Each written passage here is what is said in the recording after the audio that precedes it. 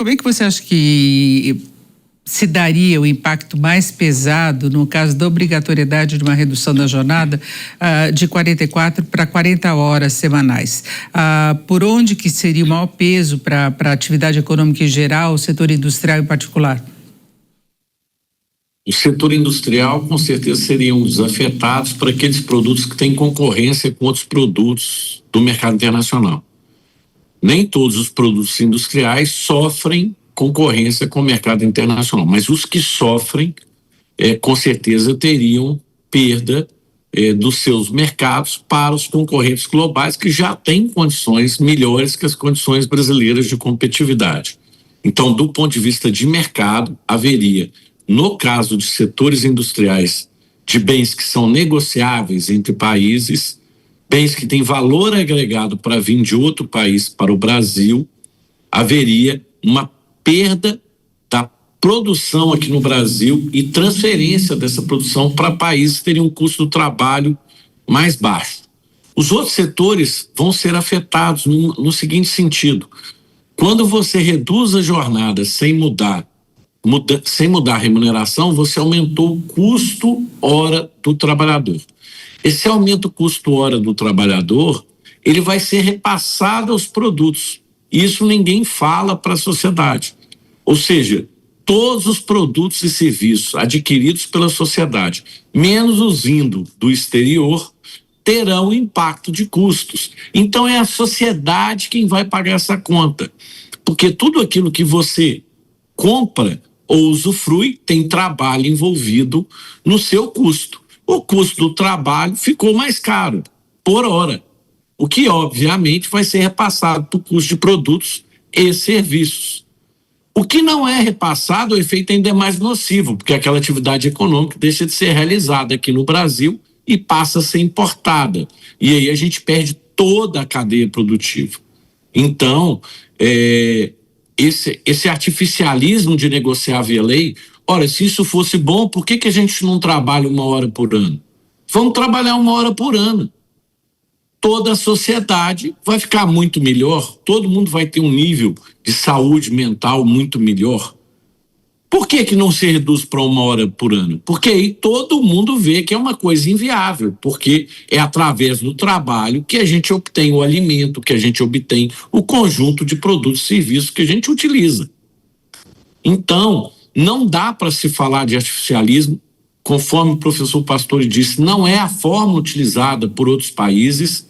E nós estamos no mundo global, em que a gente compete. Então, mas o Brasil, Flávio, ele não está atrasado em termos de produtividade? É a condição de você manter o mesmo ritmo de produção, o volume de produção com um custo menor, que a gente tem visto a indústria em particular com dificuldades de concorrência em vários ramos de atividade.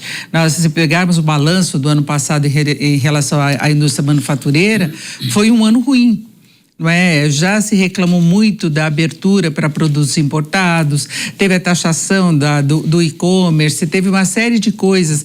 A reforma tributária teve como um dos objetivos reduzir a carga para a indústria, vai ser a aplicação de longo prazo, mas a gente não tem no Brasil também um problema de produtividade que se torna impeditivo nessa questão da redução da jornada? De fato, Denise, é aquele custo Brasil oculto que a gente chama, que é o excesso do ambiente regulatório.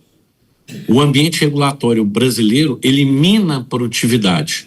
O Brasil, ele regula basicamente todas as atividades econômicas no detalhe. Se você pegar uma NR trabalhista, é um livro de trocentas mil páginas, vai dizer tudo que você tem que fazer com o trabalhador e todas as condições que ele tem que ter. E isso tira ali a competitividade da economia brasileira. Hoje o custo Brasil oculto, que não é imposto, é aquilo que é oculto, porque o imposto ele é claro, está chegando a 17% do custo da produção industrial brasileira. Ou seja, isso mina a nossa competitividade. A redução de jornada vai ser mais um fator agravado a esse custo. Se a indústria hoje já não está aguentando competir com inúmeras amarras, ela vai ter que competir agora com uma jornada menor que a média dos nossos concorrentes. Então, nós vamos ter ainda mais dificuldades de trazer a industrialização para o Brasil, trazer a modernidade para o Brasil e manter as indústrias que aqui já estão. Agora, Patá, essa questão do custo Brasil, ele pega os vários ramos de atividade, tanto que a gente tem visto um crescimento muito forte da pejotização, né? Então, quando a gente pega o balanço do IBGE, por exemplo, a PNAD, que mostra o trabalhador informal, tem uma informalidade grande, mas também tem o trabalhador por conta própria, e muitas vezes são MEIs, são simples, que são contratados, então tem uma relação de emprego que, na verdade, é a contratação de uma empresa individual. Isso tem acontecido muito. Então, a redução da jornada não poderia agravar essa situação? Não, eu acho que primeiro aconteceu essa situação depois da reforma de 2017. Milhões de pessoas que eram formalizadas continuaram na mesma função sendo PJs. Isso para mim foi uma fraude sem tamanho. Tanto é que está sendo debatida no Supremo e eu espero que a gente consiga alguma coisa equilibrada. Porque como pode... Mas o Supremo tem aceitado, inclusive passando por cima da Justiça do Trabalho. Mas eu imagino que nós vamos chegar num equilíbrio. Porque como é que pode um pedreiro ser PJ? Até empregada doméstica é MEI agora. Então, essas são situações que tem que ser... voltar para uma situação equilibrada. Porque a meu ver, são fraudes. E certas situações também ocorrem em termos de custo exatamente pela jornada excessiva. Como o próprio professor disse, nós somos milhares e milhares de pessoas que são afastadas do seu trabalho por conta de questões psicossociais. Tanto é que agora, a partir de maio, vai estar funcionando a NR1, uma norma regulamentadora que trata de questões como essa que ocorrem muita incidência. Esse é um custo importante que deixará de existir na medida que a gente inicia um processo de tratar da saúde da pessoa. E uma outra questão que eu acho que é, a meu ver, a mais fundamental é a questão da educação, da qualificação e da formação. Eu acho que temos que ter possibilidades efetivas de transformar a nossa mão de obra, que é uma mão de obra muitas vezes que não tem a condição de estar adequada à tecnologia que exige, para que essas pessoas possam ter essa atividade melhorada e com certeza melhorar a produção da empresa, melhorar o performance da nossa economia. E também, com certeza absoluta, o custo da diminuição da jornada, ela vai ser transformada em valores no turismo, porque as pessoas poderão viajar, poderão fazer lazer, pode fazer o que quiser, um pouco mais, né? Um dia a mais.